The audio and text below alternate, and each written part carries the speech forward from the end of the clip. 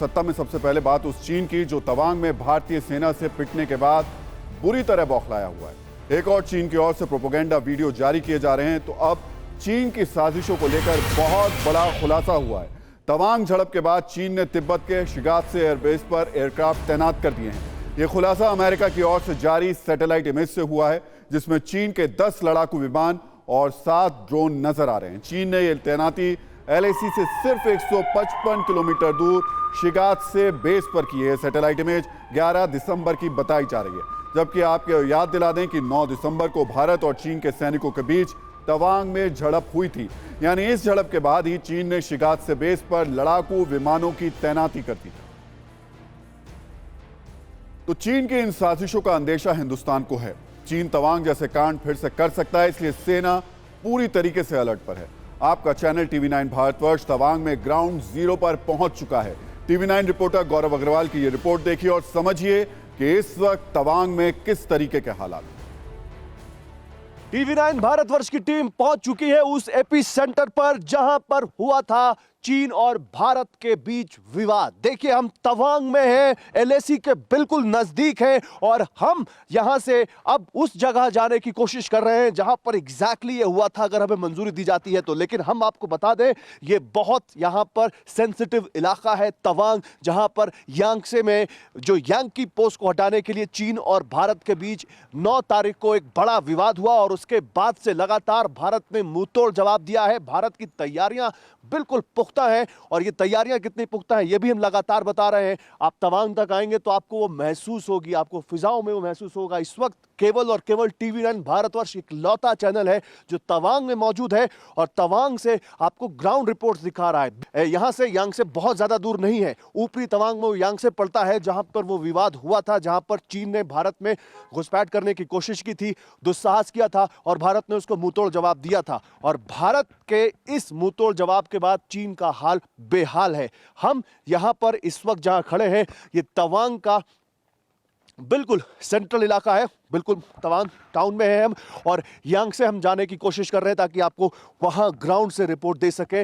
लेकिन ये आप जान लीजिए, तवांग में आने पर एक चीज जो सबसे ज्यादा महसूस होती है वो है भारतीय सेना का शौर्य, भारतीय सेना का दम। जब आप तवांग की तरफ बढ़ेंगे तो आपको उस रोड पर ही इतने मिलिट्री के ट्रक्स दिखेंगे ताकि आपको दिख जाएगा कि बिल्कुल एडिकेट डिप्लॉयमेंट यहां पर इस वक्त भारतीय सेना का है, LAC के बिल्कुल नजदीक। तो आगे हम आपको दुनिया के सबसे बड़े भूमाफिया से मिलवाएंगे, लेकिन उससे पहले चीन कैसे गली का गुंडा बन रहा है, आज ये पूर्व आर्मी चीफ ने बताया। चीन ने तवांग में जो किया वो ऐसा कई बार कर चुका है, यानी ये चीन की फितरत ही नहीं, उसकी आदत भी है। On December 9th, in Yangtze area of Tawang sector, PLA troops encroached upon and attempted to change the status quo. Could you tell us whether it is similar to what happened in 2020? This is not only of 2020, they try to come every year. And every year they make 2-3 such attempts to come and they're rebuffed every time. Is that the level that PLA has gone down to? Yeah. Hooliganism and street fighting? Or they are professional 21st century army? On one side they try to show their technological prowess. On the other side they're coming with barbed wire clubs. It is ridiculous. India as a country showed to the world that it is possible to take on that neighborhood bully. I can say that with utmost confidence to the entire nation that we will always be ready to face whatever is thrown at. तो चीन के राष्ट्रपति Xi Jinping, जिनका सपना माओ से भी ज्यादा ताकतवर बनने का है, और इस सपने को पूरा करने के लिए जिनपिंग का सबसे बड़ा हथियार है विस्तारवाद की सनक। इसलिए जिनपिंग अपने सपनों का महल लाखों करोड़ों लोगों के सपनों को कुचलकर खड़ा कर रहे हैं। इनमें वो छोटे देश भी शामिल हैं जिनकी एक बहुत बड़ी जमीन को चीन हड़प चुका है। एक लेटेस्ट रिपोर्ट के मुताबिक रूस और कनाडा के बाद चीन सबसे बड़ा देश है। इसका कुल एरिया 97 लाख वर्ग किलोमीटर से भी ज्यादा है, लेकिन इसमें से 43% जमीन उसने कब्जा करके हासिल की है। 5 देश ऐसे हैं जिनकी जमीन को चीन ने अपने हिस्से में शामिल कर लिया है और अब जमीनों को हड़पना चीन की आदत बन गई है। कुछ ऐसा ही इरादा वो तवांग के साथ अरुणाचल के लिए भी रखता है, लेकिन चीन से ये भूल गया कि ये हिंदुस्तान है जिसके आगे उसका क्या हश होगा। इसका ट्रेलर हमारे जवान दिखा चुके। अब यह भी समझने की जरूरत है कि कैसे वक्त के साथ ड्रैगन का दायरा दुनिया में बढ़ता चला गया। उसने अपने पड़ोसी देशों की जमीन को निगल लिया वो 5 देश कौन से हैं जिनकी 43% जमीन चीन ने हड़पी, उन पर भी नजर डाल लेते हैं। पूर्वी तुर्किस्तान, जिस पर चीन के साल 1949 में कब्जा किया। चीन इसे शिनजियांग प्रांत बताता है। इसका कुल एरिया ईरान जितने बड़े देश के बराबर है। चीन ने शिनजियांग को स्वायत्त क्षेत्र घोषित कर रखा है। अक्टूबर 1950 में चीन ने तिब्बत पर हमला किया और मई 1951 तक उसे अपने कब्जे में ले लिया। इसका कुल एरिया दक्षिण अफ्रीका देश जितना बड़ा है। यहाँ की आबादी में 78% बौद्ध हैं। दूसरे विश्व युद्ध के बाद चीन ने इनर मंगोलिया पर कब्जा कर लिया था। 1947 में चीन ने इसे स्वायत्त घोषित किया। एरिया के हिसाब से इनर मंगोलिया चीन का तीसरा सबसे बड़ा सब डिवीजन है।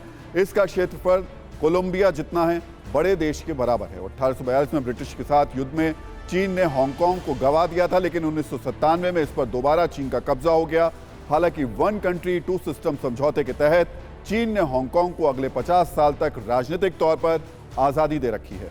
मकाऊ की कहानी भी कुछ ऐसी ही है। मकाऊ पर दिसंबर 1999 में चीन का कब्जा हो गया था, लेकिन मकाऊ पर भी वैसा ही समझौता हुआ था जैसे हांगकांग के साथ हुआ। यानी आज की तारीख में जिनपिंग दुनिया के सबसे बड़े भू माफिया बन चुके हैं। एक और तो चीन दूसरे देशों की जमीन हड़प रहा है, तो छोटे देशों को मनी ट्रैप यानी कर्ज के जाल में भी फंसा रहा है, ताकि उनकी जमीन का इस्तेमाल भारत या अपने दुश्मन देशों के खिलाफ कर सके। वैसे अगर चीन को लगता है कि उसकी साजिशों का खेल ऐसे ही चलता रहेगा और बेलगाम होकर वो जमीनें हड़पता रहेगा, तो गलत है वो। आज की तारीख में दुनिया की एक बड़ी लॉबी चीन के खिलाफ है और उसमें उसका सबसे बड़ा दुश्मन अमेरिका भी शामिल है, जिसने तवांग में झड़प के बाद भारत का खुलकर समर्थन किया।